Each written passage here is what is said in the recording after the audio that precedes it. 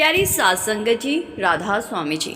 संगत जी, राधा स्वामी मत से जुड़ी इस दुनिया में जितनी भी संगत है, उन सभी को स्वामी जी महाराज के जन्मदिन की हार्दिक बधाई जी। आज 25 अगस्त के दिन सन 1818 को स्वामी जी ने करोड़ों संगत को तारने और हम जैसे भटके हुए लोगों को बाबा जी और हजूर जी से जोड़ने के उद्देश्य से इस संसार में जन्म लिया था जी। जब हम राधा स्वामी मत के इतिहास की बात करते हैं तो सबसे पहले उस महान आत्मा का स्मरण होता है जिन्हें श्रद्धालु प्रेम और सम्मान से स्वामी जी महाराज कहते हैं। उनका सांसारिक नाम था सेठ शिवदयाल सिंह जी। ज़्यादातर संगत समझती हैं कि राधा स्वामी मत ब्यास डेरे से शुरू हुआ था। संगत जी, लेकिन ये बात सच नहीं है जी। बाबा जी हजारों बार स्वामी जी की बानियों पर सत्संग फरमा चुके हैं जी, लेकिन ज़्यादातर संगत स्वामी जी महाराज के बारे में कुछ खास नहीं जानती। आज स्वामी जी के जन्म दिवस पर हम इस जीवनी में स्वामी जी को याद करते हुए उनके जीवन की शुरुआत से चलेंगे। उनके जन्म, उनके परिवार, उनके बचपन, उनकी शिक्षा, उनका विवाह और उस आध्यात्मिक वातावरण तक जिसने आगे चलकर उनके जीवन की दिशा ही बदल दी। हम ये भी जानेंगे कि बाबा जयमल सिंह जी स्वामी जी के शिष्य कैसे बने जी। संगत जी, स्वामी जी महाराज का जन्म 25 अगस्त 1818 को आगरा की पन्नी गली में एक खत्री परिवार में हुआ था जी। कुछ ऐतिहासिक विवरण उनके जन्म को 24 और 25 अगस्त की मध्य रात्रि से जोड़ते हैं जी। इसीलिए जन्म तिथि के संबंध में स्तोत्रों में थोड़ा अंतर दिखाई देता है, लेकिन 1818 में आगरा में उनके जन्म पर स्तोत्र एक मत है। उनके पिता का नाम श्री दिवाले सिंह बताया जाता है।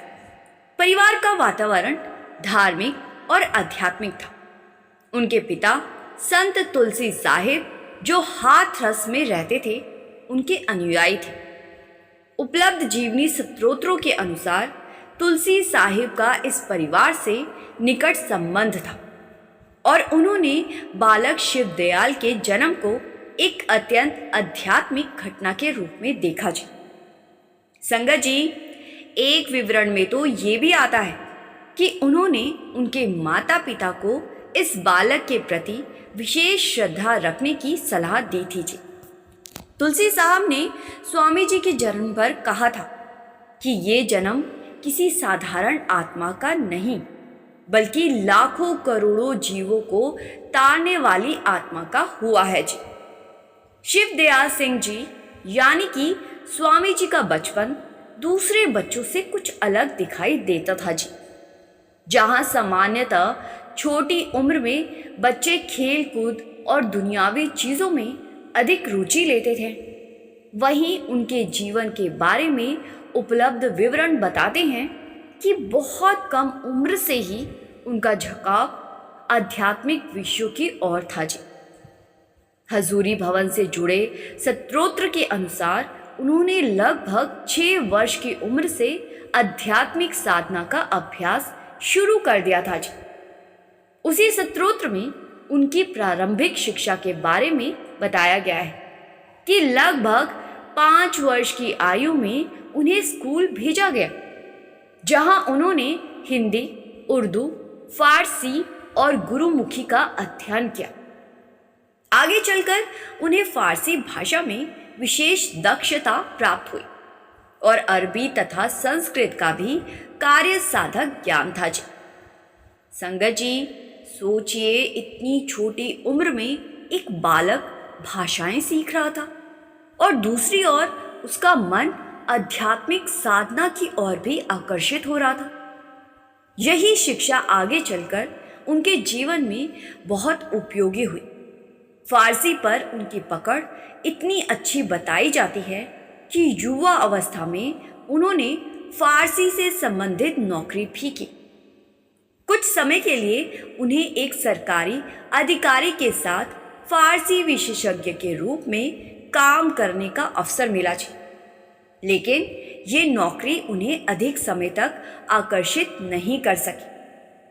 संगत जी, बाद में उन्होंने एक तालुकेदार के यहाँ फारसी शिक्षक के रूप में भी काम किया जी। दुनिया की दृष्टि से देखा जाए तो उनके सामने एक सामान्य गृहस्थ जीवन, अच्छी नौकरी और आर्थिक स्थिरता का रास्ता था जी।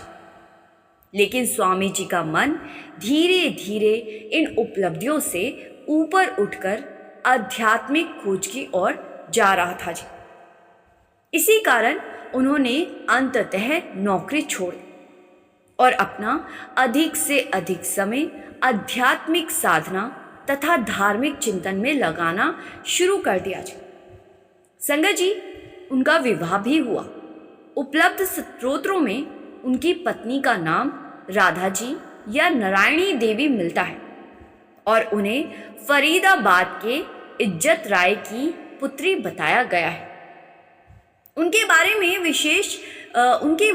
में विवरण मिलता है कि वे अत्यंत धार्मिक, सेवा भावी और अपने पति के आध्यात्मिक जीवन के प्रति समर्पित थी जी। आगे चलकर राधा जी स्वयं भी एक अत्यंत सम्मानित आध्यात्मिक व्यक्तित्व के रूप में जाने गए जी। अब तक की जीवनी में एक बात साफ दिखाई देती है, स्वामी जी के जीवन में शिक्षा भी थी, नौकरी का अवसर भी था, गृहस्थ जीवन भी था और समाज में सम्मान पाने के सभी साधन भी मौजूद थे जी। लेकिन उनके भीतर एक ऐसी खोज चल रही थी जिसका संबंध बाहरी सफलता से नहीं बल्कि आत्मिक सत्य से था जी। उनका मन ये जानना चाहता था कि मनुष्य जीवन का वास्तविक उद्देश्य क्या है। परमात्मा को केवल पुस्तकों, धार्मिक चर्चाओं और बाहरी कर्म कांडों में खोजा जाए या उसके लिए कोई ऐसा आंतरिक मार्ग भी है जिसे स्वयं अनुभव किया जा सकता है। यही खोज आगे चलकर उनके जीवन की सबसे महत्वपूर्ण साधना बनी थी। उपलब्ध स्त्रोत्रों में उनके जीवन के लगभग 17 वर्षों की गहन साधना और ध्यान का उल्लेख मिलता है जी। इसी साधना के बाद उन्होंने उस आध्यात्मिक मार्ग को सार्वजनिक रूप से समझाना शुरू किया, जिसे बाद में उनके अनुयायियों ने राधा स्वामी परंपरा के रूप में जाना जी। संगत जी, लेकिन ये सब अचानक नहीं हुआ था। इसके पीछे वर्षों की तैयारी थी और फिर आया वो समय जब ये निजी साधना केवल स्वामी जी के अपने जीवन तक सीमित नहीं रही। 15 फरवरी 1861 बसंत पंचमी के दिन आगरा की पन्नी गली स्थित उनके निवास पर सत्संग को आम लोगों के लिए खोलने की बात को राधा स्वामी परंपरा के इतिहास में एक महत्वपूर्ण पड़ाव माना जाता है। ये शुरुआत उनके प्रिय शिष्य राय बहादुर सलेग राम, जिन्हें बाद में हजूर महाराज के नाम से जाना गया जी, उन्हीं के आग्रह पर हुई बताई जाती है। यानी जो आध्यात्मिक साधना अब तक एक सीमित दायरे में थी, वो धीरे धीरे सार्वजनिक सत्संग के रूप में सामने आने लगी जी। लोग स्वामी जी के पास आने लगे। कोई परमात्मा के बारे में प्रश्न करता, कोई मन की परेशानियों का समाधान चाहता और कोई जीवन और मृत्यु का रहस्य समझना चाहता और कोई ये जानना चाहता कि मनुष्य अपनी भीतर की चेतना को किस प्रकार पहचान सकता है जी।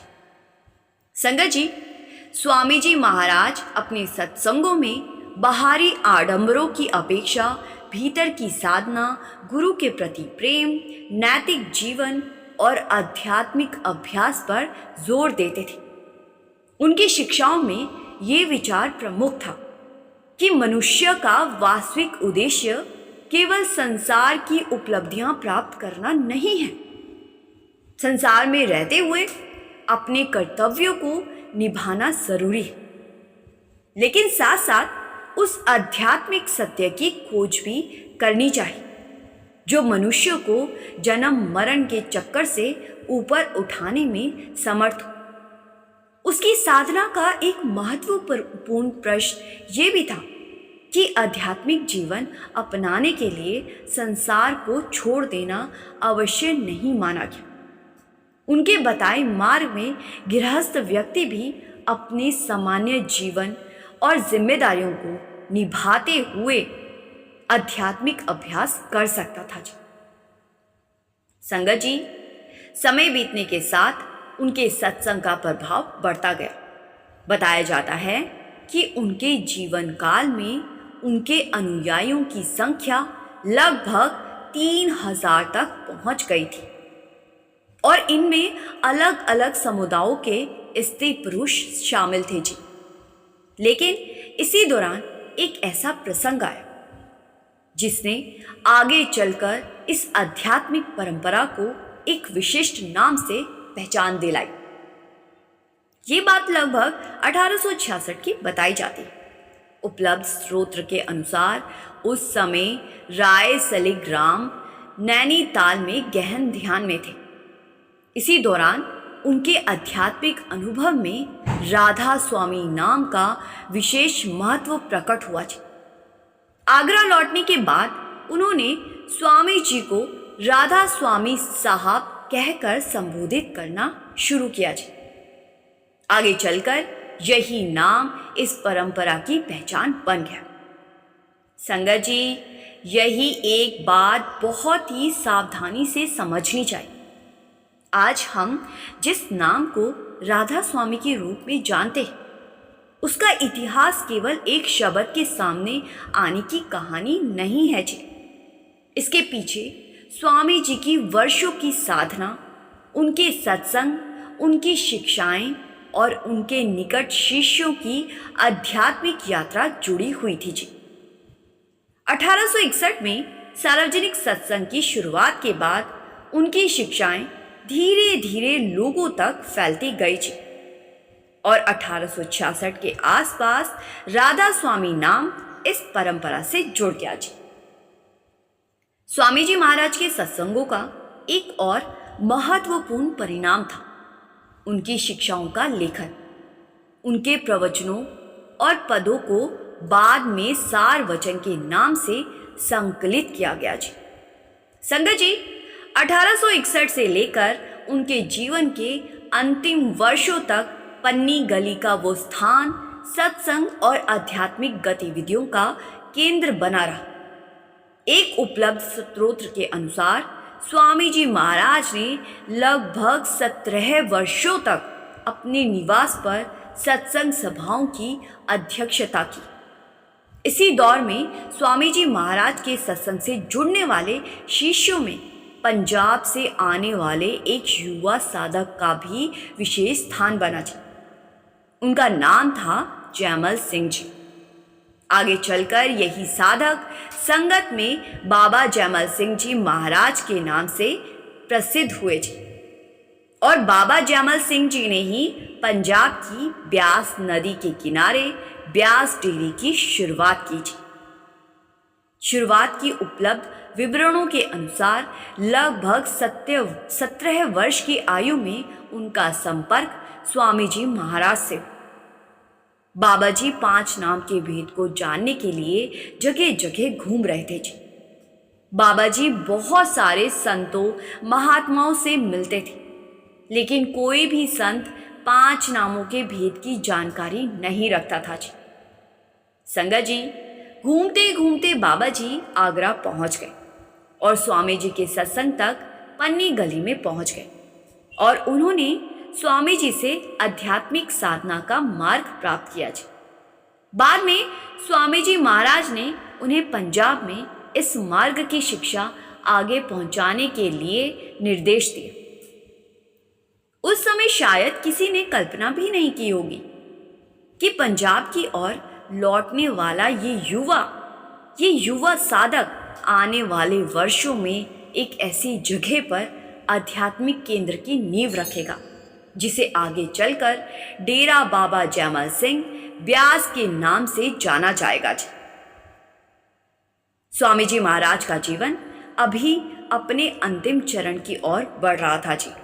लेकिन उनके द्वारा तैयार किए गए शिष्यों के माध्यम से उनकी आध्यात्मिक शिक्षा आगे की पीढ़ियों तक पहुंचने वाली थी जी।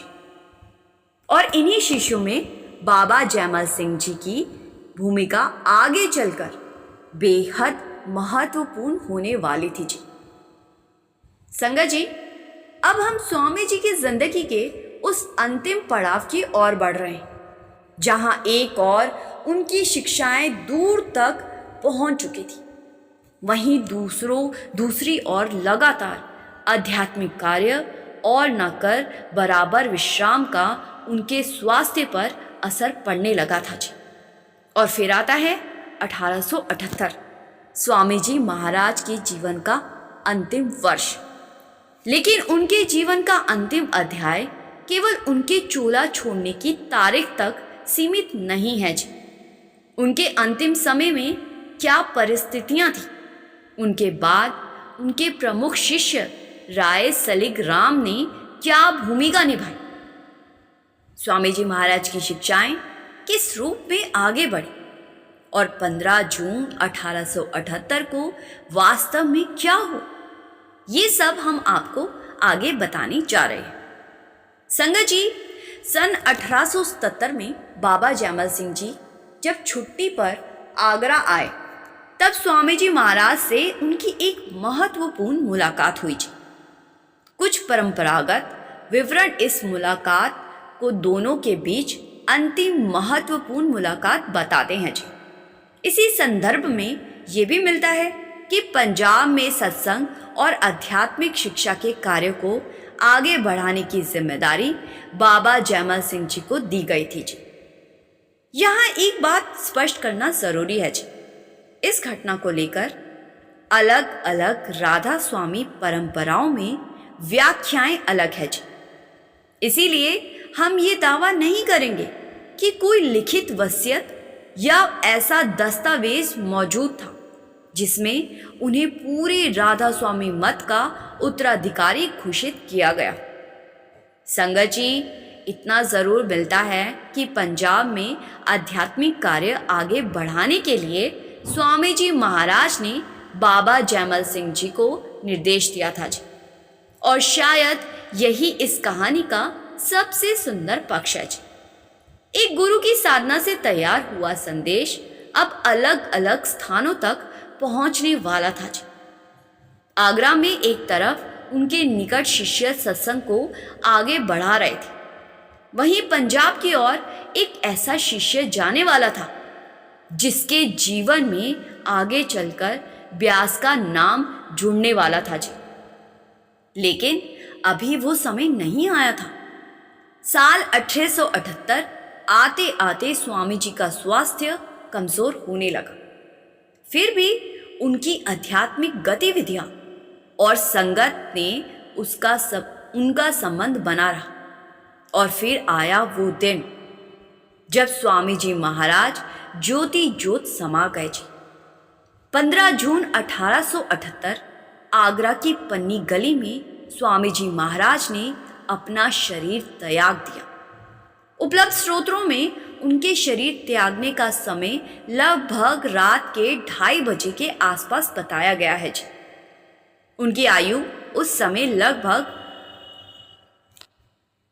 59 वर्ष थी। एक ऐसा जीवन जो 1818 में आगरा में शुरू हुआ था, 1818 में वही समाप्त हुआ। लेकिन उनके द्वारा दिए गए आध्यात्मिक संदेश की यात्रा वहीं समाप्त नहीं हुई, बल्कि असली परीक्षा तो अब शुरू होने वाली थी। क्योंकि गुरु के शारीरिक रूप से चले जाने के बाद उनके शिष्यों के सामने सबसे बड़ा प्रश्न यही था कि अब इस आध्यात्मिक कार्य को किस प्रकार आगे बढ़ाया जाए। आगरा में उनके शिष्य राय सलिग्राम जी ने 1878 से 1898 तक गद्दी संभाली और दूसरी तरफ व्यास नदी के किनारे बाबा जयमल सिंह जी ने परमार्थ का प्रचार शुरू किया, लोगों को सत्संग दिए और 1891 में व्यास डेरे की नींव रखी। संगत जी, ये थे उस महान संत की जीवन कथा जी, जिन्हें आज हम सब स्वामी जी महाराज के नाम से जानते हैं जी।